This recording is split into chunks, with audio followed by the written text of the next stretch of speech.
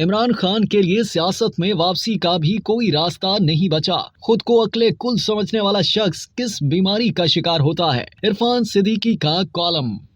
مسلم league نون کے senator اور روزنامہ جنگ کے کالم نگار عرفان صدیقی اپنے کالم میں عمران خان کی سیاست پر تجزیہ پیش کرتے ہوئے لکھتے ہیں کہ نرگسیت ایک موذی مرض ہے۔ اس مرض میں مبتلا شخص خود کو عقل کل سمجھنے لگتا ہے۔ دل و دماغ کے سارے دریچے نصیحت، صائب مشورے اور حرف خیر کے لیے بند کر لیتا ہے اور اپنی ذات کی کسوری چکی میں قید ہو کے رہ جاتا ہے۔ وہ گزرے کل کو بھول کر ہر روز ایک نیا بیانیہ اور نیا موقف بنانے کے ہنر میں طاق ہوتا ہے اور اپنی غلطیوں کے مزاح کا خیز آواز کو بھی افلاطونی دلیل سمجھنے لگتا ہے۔ عمران خان کی پوری سیاست اول و آخر اسی نرگسیت کی عبرت آموز کہانی ہے۔ 9 مئی اسی نرگسیت کا نقطہ کمال تھا۔ کوئی مجھے چھو بھی نہیں سکتا، کوئی مجھے گرفتار نہیں کر سکتا، میں ناقابل تسخیر ہوں۔ کسی نے ایسا کرنے کی کوشش کی تو میں خطرناک ہو جاؤں گا اور پورے ملک میں قیامت برپا کر دوں گا۔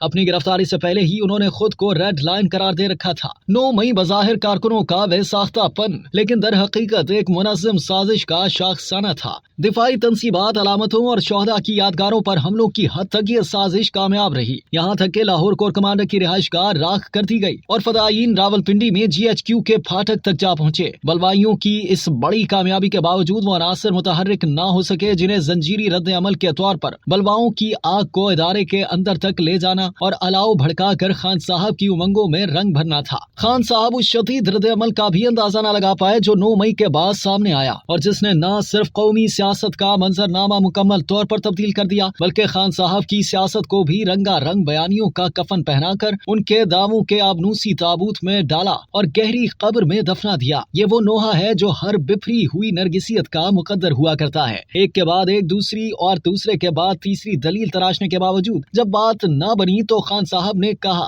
کہ یہ دیکھنا چاہیے کہ 9 مئی کا فائدہ کس کو ہوا، ہمیں تو نقصان پہنچا ہے، سو یہ کام انہی کا کیا دھرا ہے جنہیں اس کا فائدہ ہوا ہے۔ خان صاحب کو کون بتائے کہ حضور آپ نے سیاست کے میدان میں جس جمناسٹک کو متعارف کرایا اور جو دانشمندانہ اقدامات کیے ان سب کا فائدہ دوسروں ہی کے حصے میں آیا اور خسارہ آپ کو سمیٹنا پڑا۔ خان صاحب کی تاریخ سیاست پر نگاہ ڈالی جائے تو ان کی حکمت و دانش کے ایسے ایسے شاہکار دکھائی دیتے ہیں جو خان صاحب کی سیاست کو بے ہم زخم لگاتے اور ان کے حریفوں کو نہال کرتے رہے۔ کوئی پوچھے کہ اقتدار میں آنے اور چاروں طرف سے آتی ٹھنڈی معطر ہواؤں کے بہار آفری موسموں میں آپ کو کیا سوجھی کہ فوری طور پر جنرل عاصم منیر کو ISI چیف کے منصب سے ہٹانے کی ضد لے بیٹھے؟ اس کا خسارہ کسے ہوا اور فائدہ کسے؟ جنرل فیض حمید کو اپنے اقتدار کے لیے ناگزیر سمجھ لینے اور ان کے صاحبان تلے اشروں کی حکمرانی کا منصوبہ کس نے بنایا اور اس سے کیا حاصل ہوا؟ جنرل باجوہ کو توسیع دینے کے حکیمانہ فیصلے سے آپ کو کیا ملا؟ جب کوچ نکارہ بجنے لگا تو اسی جنرل باجوہ کو توسیع مزید کی پیشکش کیا پھل آئی؟ سائفر کا نام دے کر کاغذ کے ایک پرزے سے کھیلنے، امریکہ کو متعون کرنے اور پھر اس کی خوشنودی کے جتن کرنے کا مشورہ کیا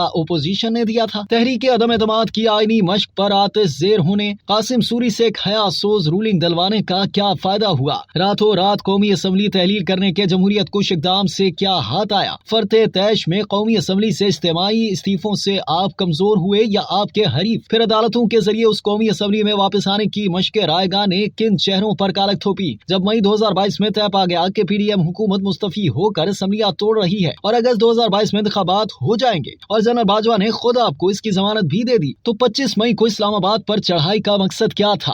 اس کا فائدہ یا نقصان کس کو ہوا؟ جنرل باجوہ کے دستے معجز نما اور عدلیہ کی رسوائے زمانہ آئینی تشریح پر بننے والی پنجاب حکومت اور اسمبلی کو رخصت کر کے کس سے فائدہ ہوا؟ 10 برس سے خیبر پختونخوا میں قائم اپنی حکومت اور اسمبلی پر کلہاڑا چلانے سے کون سا مقصد حاصل ہوا؟ نومبر 2022 میں جنرل سید عاصم منیر کا راستہ روکنے کے لیے راولپنڈی پر چڑھائی سے PTI کو کیا حاصل ہوا؟ اعلیٰ فوجی عہدیداروں پر نام لے کر قتل کرنے کی سازش کا الزام لگانے سے آپ کے نامہ اعمال میں کتنا حسن آیا؟ IMF سے معاہدہ روکنے کی کوششیں آپ کے کس کام آئی؟ کالم کی تنگ دامنی آڑے آ رہی ہے، ورنہ خان صاحب کے ایسے کارناموں کی فہرست بہت طویل ہے جن سے ان کی جھولی میں تو کچھ نہ آیا، البتہ ان کے حریفوں کو ناقابل تصور حد تک فوائد حاصل ہوئے۔ اگر نفع و نقصان والی دلیل مان لی جائے تو یہ بھی ماننا پڑے گا کہ یہ تمام اقدامات خان صاحب کے نہیں، ان کے مخالفین کے تھے یا پھر ان کا کوئی ہمزاد یہ سب کچھ کیے جا رہا تھا۔ ایک نقطہ نظر یہ بھی ہے کہ خان صاحب نے جو کچھ کیا چند غیر سیاسی مگر مؤثر مشیروں کی شہ پر کیا۔ سیاسی شعور اور حرکیات سے بے بہرا ہونے کے سبب وہ آنکھیں بند کر کے چلتے رہے اور آج दहकते हुए दश्ते बेअमा में यकाओ तन्हा खड़े हैं। इमरान खान की सबसे बड़ी गलती, जिसे उम्मुल अखलात कहा जा सकता है, ये थी कि वो सदका और खैरात और अता और बख्शिश के फराख दिलाना बहाव के बल पर फलाही और अफाही मंसूबों के दयारे खैर बरकत से सियासत की तरफ आ निकले, जो सिरे से उनके खमीर में नहीं थी। उनके पास क्रिकेट का हीरो होने का चेक था। उस चेक को कैश करके उन्होंने अच्छे इदारों की बुनियाद डाली। फिर वही चेक उठाए वो सियासी बैंक के काउंटर पर आ खड़े हुए और भूल गए कि एक ही चेक दोबारा कैश नहीं हो सकता। अलमिया ये कि अब उनके पास आबरूमंदाना वापसी का भी कोई रास्ता नहीं बचा, और इससे भी बड़ा सानहा ये कि वो अपने अहद इक़्तिदार और अरसा सियासत में कोई एक भी रोशन रवायत न डाल सके, जिसकी याद महरूमियों की तवील यखबस्ता स्याह रातों में उनके लिए जुगनू सितारा बने। अब तक के लिए इतना ही। मजीद जानने के लिए सब्सक्राइब कीजिए डेली जंग यूट्यूब चैनल और लाइक कीजिए डेली जंग फेसबुक पेज।